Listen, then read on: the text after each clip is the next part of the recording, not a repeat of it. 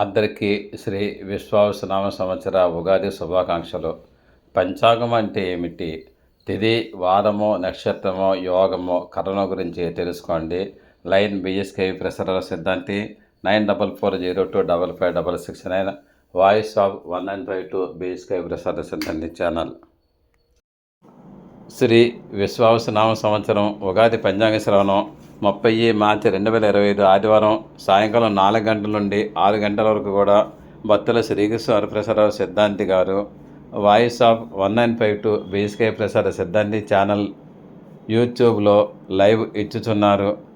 ఇందులో భాగంగా మేషాది ద్వాదశ రాశులకు అంటే మేషం, వృషభం, మిథునం, కర్కాటకం, సింహం, కన్య, తుల, వృశ్చికం, ధనుస్సు, మకరం, కుంభం, మీనం ఈ రాశుల వారందరికీ కూడా సంవత్సర ఫలితములు మంచి చెడ్డ తెలియపరుస్తున్నారు.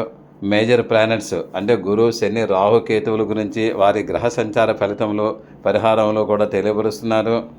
కందాయ ఫలములు, రాజ్య పూజ్య అవమానములు, ఆదాయ వ్యయములు ఉన్న ముఖ్యమైన విషయాలన్నీ కూడా చెప్పుతున్నారు. కాబట్టి ఈ యొక్క విషయాన్ని ఎవరు కూడా మిస్ కాకండి. ఈ యొక్క లైవ్ ప్రోగ్రాన్ని మిస్ కాకండి. ఓం గం గణపతే నమః. ఓం గం గణపతే నమః. ఓం రాం రామచంద్రాయ నమః. ఓం హ్రీం హరిమర్కటమర్కటాయ స్వాహ. ఓం నమః శివాయ. ఓం నమః శివాయ. ఓం నమః శివాయ. ఓం గం గణపతే నమః. అందరికీ శుభోదయం. నేను మీ సిద్ధాంతి బిఎస్కే ప్రసరరావుని. Om Shri Panchamukheshwara Jyotishapeetham voice of 1952 BSK Prasada Siddhanti channel.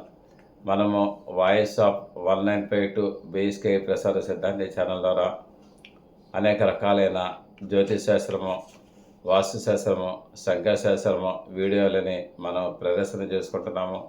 అందులో భాగంగానే గత కొద్ది కాలంగా మనము శ్రీ విశ్వావసునామ సంవత్సరం ఉగాది ద్వాదశ రాశుల ఫలితముల గురించి మనం చెప్పుకున్నాము. అయితే చాలామంది అడుగుతున్నారు పంచాంగం అంటే ఏమిటండి అని. పంచాంగం అన్నట్టయితే 5 అంగములు కలది. 5 అంగములు అన్నట్టయితే తిథి, వారం, నక్షత్రం, యోగం, కరణం ఇవి 5 కలిస్తే 5 అంగంలో ఉంటాయి. ఈ యొక్క జ్యోతిశాస్త్రం ప్రకారంగా ఈ యొక్క ప్రతిదానికి కూడా ఒక విశిష్టమైన విలువలు ఉన్నాయి. తిథికి ఒక విశిష్టమైన విలువ ఉంది, వారమునకు కూడా ఉంది, తర్వాత నక్షత్రము, యోగము, కరణము వీటికి అన్నిటికీ కూడా ఈ యొక్క ప్రాధాన్యత ఉంది. అయినట్టయితే శుభతిథిని ఎన్నుకుని మనం పని ప్రారంభం చేస్తే సంపద వృద్ధి చెందుతుంది అని అంటారు. ఏ పనికైనా సరే తిథిని మనం ప్రారంభం చేసుకోవాలి. చేసుకుంటే సంపద అభివృద్ధి చెందుతుంది. వారం వలన ఆయుష్ పెరుగుతుందని అంటారు. అదేవిధంగా నక్షత్రం వలన పుణ్యం పెరుగుతుందని అంటారు. యోగం వలన వ్యాధి నివారణ అవుతుందంటారు. కరణం వలన ఇష్టకామ్య సిద్ధి జరుగుతుంది అని అంటారనమాట. అయినట్టయితే తిథి గురించి మనం చెప్పుకున్నట్టయితే చాంద్రమానం ప్రకారంగా ఒకరోజు తిథి అంటే సూర్యుడు చంద్రుని యొక్క మధ్య గల కోణం ఆధారంగా నిర్ణయించబడే కాల వ్యవధి తిథి. చంద్రుని సూర్యుని సంబంధం గల కోణము 12 డిగ్రీల కంట పెరిగే ప్రతి వ్యవధి కూడా తిథిగా పరిగణిస్తారు.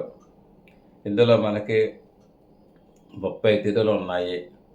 30 తిథులు అన్నట్టయితే శుక్లపక్ష తిథులు 15, బహుళపక్ష తిథులు 15.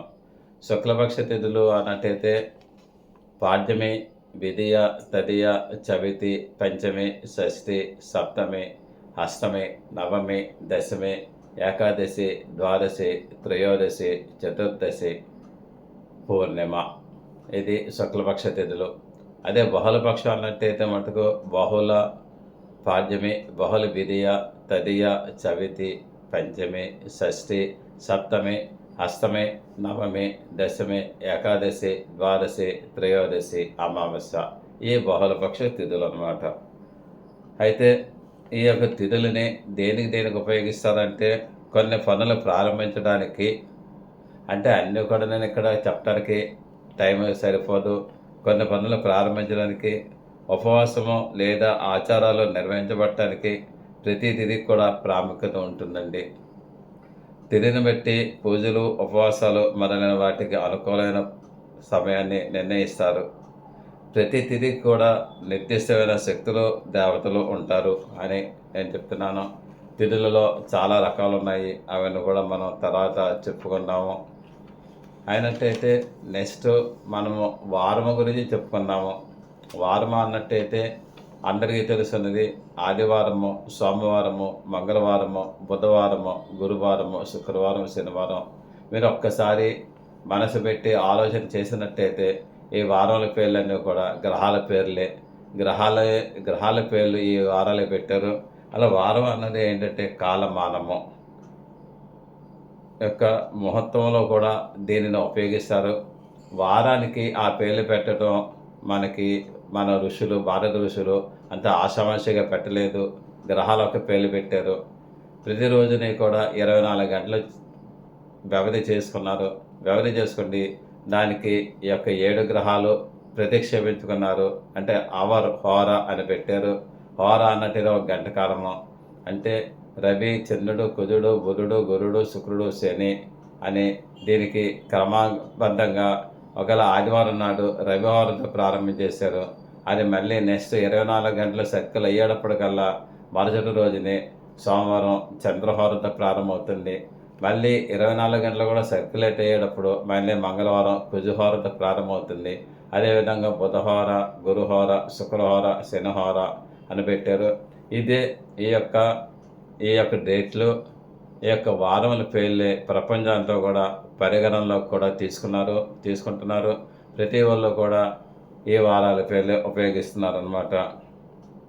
అయినట్టయితే ఈ వారముల మట్టుకు ఏ యొక్క పనులు చేయాలి, ఏ వారంలో ఏ పనులు చేయకూడదు, నిషిద్ధమైన పనులు ఏంటి, ఆచరించదగ్గ పనులు ఏంటి అన్నది కూడా చెప్పారు. ఈ వారముల యొక్క ప్రాధాన్యత అదండి. నెక్స్ట్ మనకి యోగం గురించి మనం చెప్పుకోవాలి అన్నట్టయితే యోగము, ఆ యోగం కంటే మనం ముందర నక్షత్రం గురించి చెప్పుకోవాలి. నక్షత్రం అన్నట్టయితే నాశనం లేని నక్షత్రములు 27 నక్షత్రాలు ఉన్నాయి. అశ్విని, భరణి, కృత్తిక, రోహిణి, మృగశిర, ఆరుద్ర, పునరుసు, పుష్యమి, ఆశ్లేష, మక, పొబ్బ, ఉత్తర, హస్త, చిత్ర, స్వాతి, విశాఖ, అనురాధ, జ్యేష్ఠ, మూల, పూర్వాషాఢ, ఉత్తరాషాఢ, శ్రవణం, ధనిష్ట, శతభిషం, పూర్వభద్ర, ఉత్తరాభద్ర, రేవతి అనే 27 నక్షత్రాలు ఉన్నాయి. అన్నట్టయితే ఈ 27 నక్షత్రాలు కూడా జ్యోతిషశాస్త్రంలో అతి ప్రాధాన్యత సంతరించుకున్నాయి. మనము ఏ ముహూర్తం పెట్టాలన్నప్పటికైనా సరే తిథి, వారము, నక్షత్రము, లగ్నము ఇవి కలిపి పంచగ్రహిత అన్నది చేస్తూ ఉంటాము. అంటే తిథికి ప్రాధాన్యత ఇస్తాము, వారానికి, నక్షత్రానికి, లగ్నానికి కూడా ప్రాధాన్యత ఇస్తాము. కాబట్టి ఏ నక్షత్రంలో ఏ పని చేయాలి, ఏ నక్షత్రంలో ఏ పని చేయకూడదు, శుభకర్మ చేయటానికి, అశుభకర్మ చేయటానికి కూడా ఈ యొక్క నక్షత్రాలు ఉన్నాయి. కొన్ని నక్షత్రాలు నిషిద్ధ నక్షత్రాలు, కొన్ని నక్షత్రాలు ఆచరించదగ్గ నక్షత్రాలు కూడా ఉన్నాయి. ఇందులో చాలా చాలా సబ్జెక్ట్ ఉందని నేను చెప్తున్నాను. దీన్ని బట్టి మనం ఫాలో అవ్వచ్చు. ఈ యొక్క నక్షత్రాలు అనేది చాలా ఇంపార్టెంట్ రోల్ వహిస్తాయి. ఈ నక్షత్రాలను బట్టి రాసులు వచ్చాయి. ఈ రాసులను బట్టే మనకి యొక్క గోచార ఫలితాలు కూడా తెలుస్తుంటాయి. ఈ నక్షత్రాలను బట్టి మనిషికి పేర్లు కూడా పెట్టారు. అంటే ఏ నక్షత్రానికి ఎన్ని పాదములు ఉంటాయి, ఆ పాదముల ప్రకారంగా ఏ నక్షత్రాలు పుడితే ఏ యొక్క పేరు పెట్టాలన్నది కూడా మన వాళ్ళు నిర్ణయం చేశారు. కాబట్టి జ్యోతిషశాస్త్రంలో నక్షత్రాల యొక్క ప్రాధాన్యత చాలా చాలా ఉంది. నెక్స్ట్ తిథి, వార, నక్షత్రం గురించి అయ్యింది. మనం ఇప్పుడు యోగం గురించి చెప్పుకోవాలి అన్నట్టయితే మటుకు యోగం అన్నట్టయితే సూర్యుడు చంద్రుని యొక్క మధ్య కోణీయ సంబంధము ద్వారా ఏర్పడేది, నిర్ణయించేది యోగం అంటారు. యోగమును ఉపయోగించి శుభ అశుభ సమయాలని, ముఖ్యమైన కార్యక్రమాలని నిర్వహించడానికి అనువైన సమయాన్ని నిర్ణయిస్తారు. యోగం వలన రోగ నివారణ అవుతుందని అంటారు. పూజారి కార్యక్రమాలు చేయటానికి ఉపయోగించేది యోగం అని అంటారు అన్నమాట. యోగములు మీకు ఎన్నో ఉన్నాయి అన్నట్టయితే 27 యోగములు ఉన్నాయి. యోగములు అంటే విస్కంభ యోగము, ప్రీతి యోగము, ఆయుష్మాన యోగము, సౌభాగ్యము, శోభనము, అతిగండము, సుకర్మము, ధృతి, శూల, గండము, వృద్ధి, ధ్రువము, వ్యాఘాతము, అర్షణము, వజ్రము, సిద్ధి, వ్యతిపాత, తర్వాత వరియన్న, పరిగ, శివము, సిద్ధము, సాధ్యము, శుభము, శుక్లము, బ్రహ్మము, ఐంద్రము, వైద్యుతి అనే యోగాలు ఉన్నాయి. ఈ యొక్క 27 యోగాలు అశ్విన్యాలు 27 నక్షత్రాలకు చెందినవిగా తెలియవలన తెలుస్తాయి. వీటిలో విష్కంభ యోగము, అతిగండ యోగము, శూలయోగము, గండయోగము, వ్యాఘాత యోగము, వజ్రయోగము, వ్యతిపాత, పరిగ, వైద్యుతి అనే 9 యోగాలు కూడా చెడ్డవి, మిగిలిన యోగాలు కూడా మంచివి అని చెప్తారనమాట. ఈ యోగముకి కూడా సిద్ధాంతపరంగా, జ్యోతిశాస్త్రపరంగా విశిష్టమైన ప్రాధాన్యత ఉందని నేను చెప్తున్నాను. ఇక మనము కరణం గురించి నెక్స్ట్ చెప్పుకోవాలి.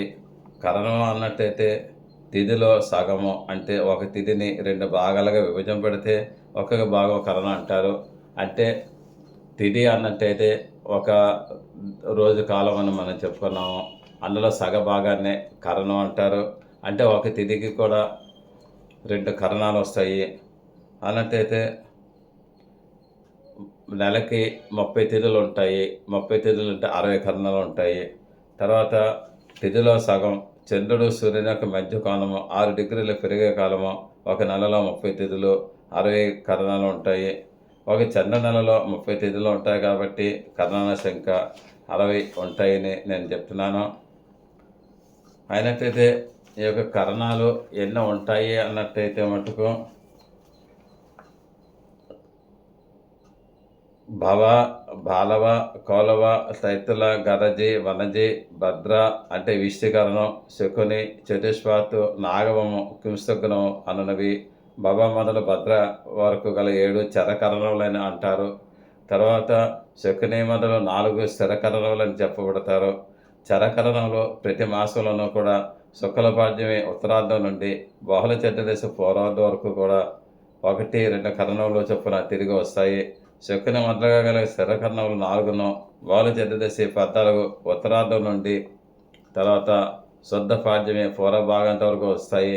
పైన రాసిన కరణంలో శుద్ధ 4-11 తిథులు, 2వ భాగంలో 8-12 తిథులు, 1వ భాగంలో 3-10 తిథులు, 2వ భాగంలో 7-14 తిథులు, 1వ భాగంలో వచ్చు భద్రకరణములు, వ్యష్టికరణము అందరు. వీరిలో విష్టి, శకుని, చతుస్పాతు, నాగం, కింస్తగ్నాన్ని చెడ్డవి అని గ్రహించవచ్చు. అంటే ఈ యొక్క కరణముల గురించి మనం తెలుసుకోవాలి. కరణము యజ్ఞ యాగాదులు వాటికి ఉపయోగిస్తూ ఉంటారు. తర్వాత మటుకు యోగము రోగ నివారణ గురించి ఉపయోగిస్తారు. కరణము కార్యసిద్ధి ఉంటుంది.